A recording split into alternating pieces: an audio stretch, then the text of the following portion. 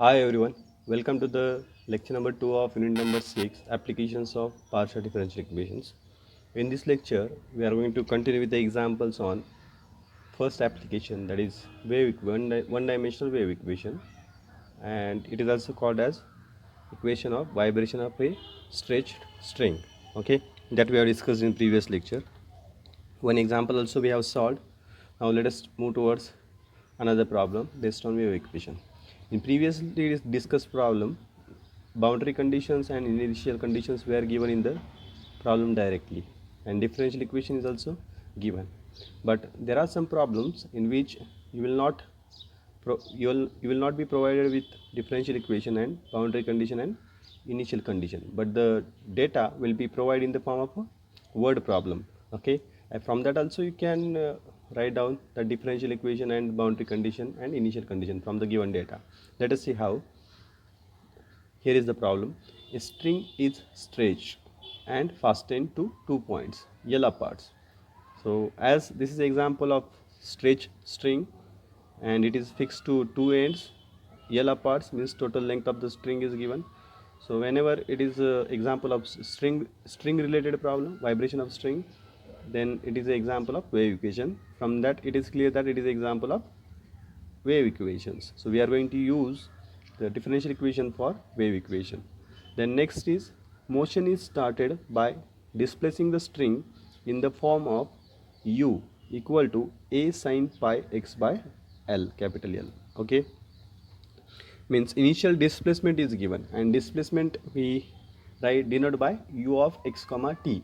So initially time is always 0. So when time is 0, at that time the value of u is given as a sin pi x by L. It is called as displacement, okay, of that string from the equilibrium position, from which it is released at t equal to 0. Okay, and when we stretch the string at this much distance and if we release, initially there will be no velocity, that is the value of the derivative del u by del t, means initially string will not move, so there will be no velocity, that is del u by del t at t equal to 0 will be 0.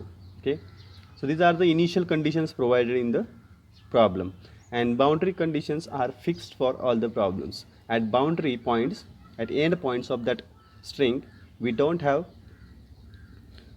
uh, at boundary points we don't have we have the value of displacement at any time t will be 0, means u at 0 comma t and u at L comma t at end points for any time t there will be no displacement, hence the boundary conditions are fixed as 0 for every problem. And these are the initial conditions provided. Only initial conditions will vary. Sometimes initially you will have some displacement, and in some problems initially you will be given with some velocity, means sometimes the value of del u by del t will be in the form of function, and in some problems the value of u of x comma 0 will be in the form of a function, and the other one will be 0. Okay, means initially we'll have either displacement or velocity. That is what I am trying to say, and in this problem we are given with the displacement initially. Now find the displacement from one end. So you consider one end of that string, any one end of string. From that end you need to calculate the value of u, that is displacement. Okay, so this is how you can even if you are not given with the differential equation boundary condition, you can understand from the given data. Okay, so here I am going to write differential equation the differential equation of vibration of a stretched string, that is nothing but the wave equation. Here we have the variable u. In previously discussed problem we had variable y, so displacement will be denoted by u of x comma t, and the equation of differential equation of that vibration or wave equation is del 2 u by del t square equal to constant c square into del 2 u by del x square, subject to the conditions. Now subject to what are the conditions? So first I will write the boundary condition. Boundary conditions, even if they don't provide in the problem, it will remain same for all the problems. Boundary conditions. What is first boundary condition? The value of displacement at boundary point 0 at any time t is 0. Second boundary condition, at second end point, that is L, it is L apart, capital L apart. At this point also displacement at any time will be 0 for all t, for all time t. Okay. Next, initial conditions. What are the initial conditions given in the problem that I am writing? Initially, when time is 0, there is no velocity, right? Initially it is at rest, right? It is released. Initially when you are stretching that strings at some displacement and you are releasing it. So at this time when you are stretched, at that time there will be no velocity, that is del u by del t at t equal to 0 will be 0. And the initial displacement is given as at t equal to 0, the displacement is a sine pi x by L. And this function we use to calculate the last constant in the solution, which is Bn, right? Now whenever you use function, this function, if in problem you will be given with the function of the type sine, okay, or sine cube, sine or sine cube, for both cases there is no need of applying that formula of Fourier coefficient Bn for calculating the last constant. Okay, only by equating the series, by equating a left hand side of that series with right hand side, you will directly get the values of the Fourier coefficients without integrations. Only in such a problems you don't have to perform integrations when your function u of x0 will be in the form of sine or sine cube. Fine. Let us see how. So how we proceed for solving such a wave equation problem? So very first we write the most general solution. The most general solution of 1, you can say equation 1 to that, is, what is the most general solution?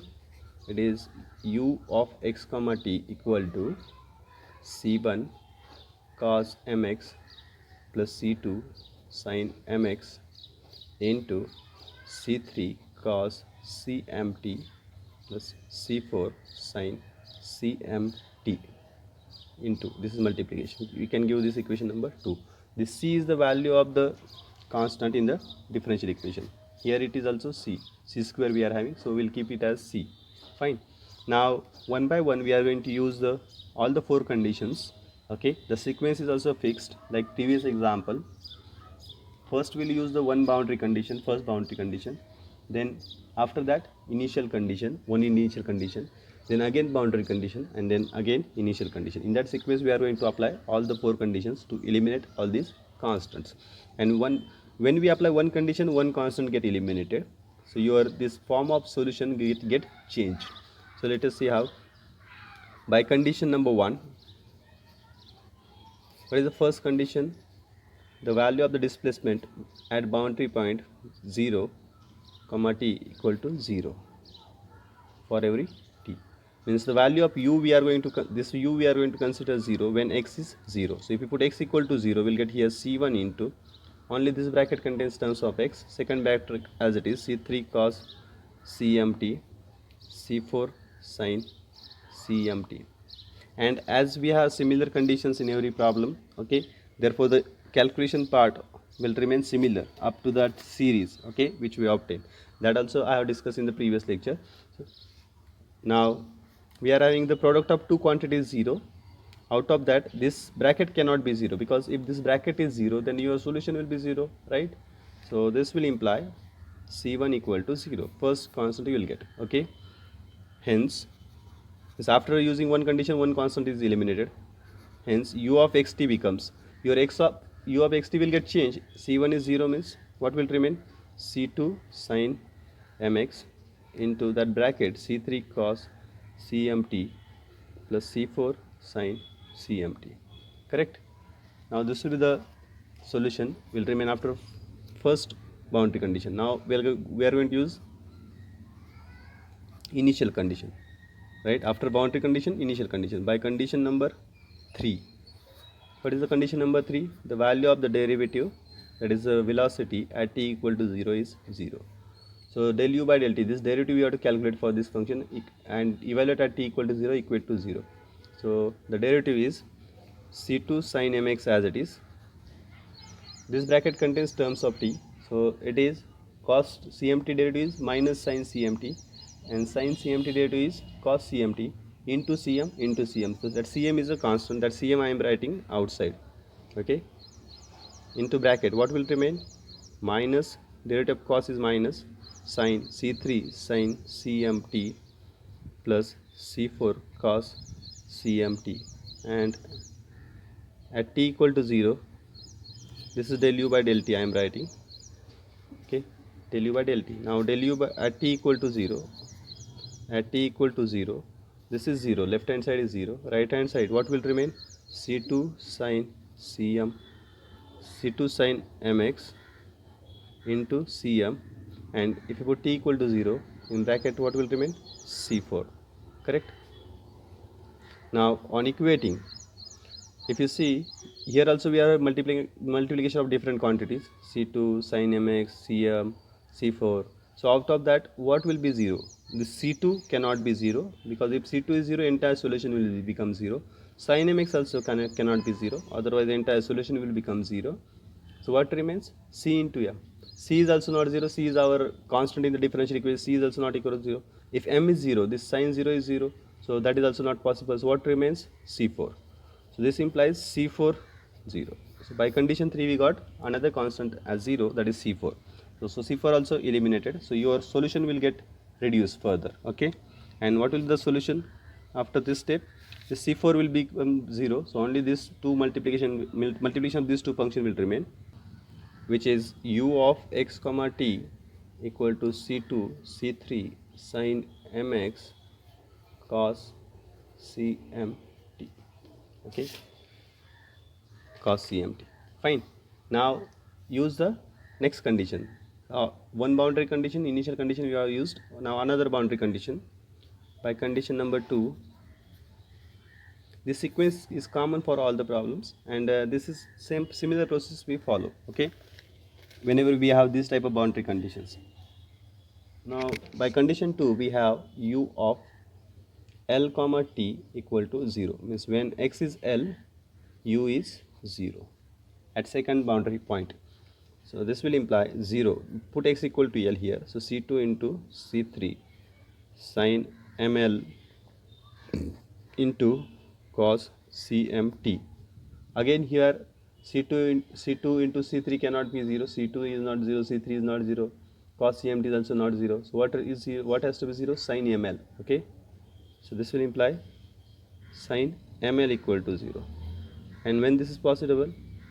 When ml equal to n pi, right?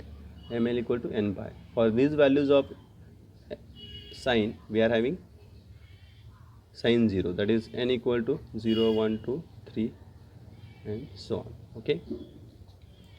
So from this we'll obtain m as n pi by L. So by using the condition 2, we have obtained the value of m as n pi by L. So your solution will take the form u of x comma t equal to, only in place of m we are going to replace the value of m as n pi by L. So it will be C2 C3 sin n pi x by L into cos CMT, that is n pi by L into C into T. Okay, for n equal to 0, 1, 2, 3. Now after this step, what we do? We combine all the solutions. Okay, because for n equal to 0, 1, 2, 3, all are the solutions. We are combining all of them. On combining all the solutions, we can write that all the solutions as the addition of all the solutions, that is the series form summation n ranges from 0 to infinity. That constant, this constants for in the series we are writing by Pn sin n pi x by L into cos n pi Ct by L. Correct? You can give this equation number 3. Next equation number. Now this series, in this series we have used so far 3 conditions. Now the last condition is remain to use, and by after that we'll get this remaining constant Bn. Okay, what is the last condition? By condition 4 now,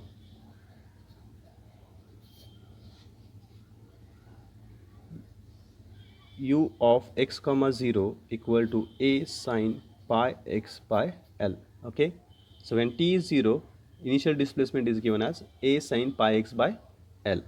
So on using in 3 this condition, this is the solution we have obtained so far. In this we are putting t equal to 0. So u of x comma 0 equal to, right hand side will be summation n ranges from 0 to infinity bn sine n pi x by L. This cos 0 is 1. Now ux0 is what? Your sine series, right? So a sine pi x by L. Right hand side is summation n ranges from 0 to infinity bn sine n pi x by L. Now this is also half range sine series. You can calculate bn using that formula also, but here as we are having sine function, there is no need of using that formula, because here on the right also we are having similar type of sine functions, right? If you start putting n equal to 0 to infinity, on the right hand side we'll have b0. For n equal to 0 it will be 0, then b equal to 1, b1 sine pi x by L. For n equal to 2, b2 sine 2 pi x by L, dot dot dot. Infinitely many terms will be there.